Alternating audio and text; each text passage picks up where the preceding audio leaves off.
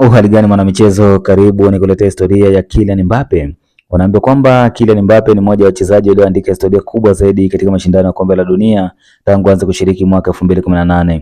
Historia yake kwenye kombe la dunia mwaka 2018 ambalo lilifanyika nchini Urusi akiwa na umri wa miaka 19 tu. Mbappe alisaidia timu ya France National Football Team kutoa ubingwa wa dunia akifunga mabao manne ikiwemo bao kwenye fainali dhidi ya Croatia National Football Team. Alikuwa ni kijana wa pili katika historia kufunga kwenye fainali za kombe la dunia baada ya Pele kufanya hivyo mwaka 1958. Kombe la dunia mwaka 2022 nchini Qatar, Mbappe aliendelea kung'ara na kufunga mabao 8 na kutoa tuzo ya mfungaji bora Golden Boot. Kwenye fainali dhidi ya Argentina National Football Team alifunga hat-trick akiwa mchezaji wa pili katika historia kufanya hivyo kwenye fainali za kombe la dunia baada ya Geoff Hurst mwaka 1966.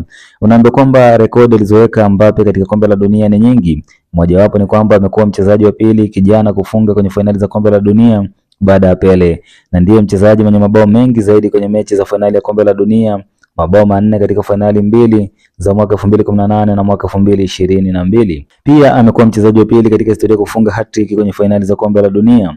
Kufikia mwisho wa kombe la dunia 2022 alikuwa tayari amefunga mabao 12 katika mechi 14 pekee za kombe la dunia, idadi ambayo ni ya kipekee kwa umri wake alionao. Kwa mwenendo wake wa kufunga mabao, Mbappe ameonekana kuwa mmoja wa wachezaji wenye nafasi kubwa kuvunja rekodi nyingi za kombe la dunia katika historia. Na hiyo ndio historia fupi ya Kylian Mbappe, mchezaji wa Ufaransa ambaye anatikisa hivi sasa katika fainali za kombe la dunia. Msimuliaji ni mimi David Kiluzia, unaweza kuniita Singida Icon. Nikusii tu usiache kusubscribe, kulike na kucomment Mbantu Media ili kuwa kwanza kupata simulizi kama hizi pindi tunapopandisha hewani.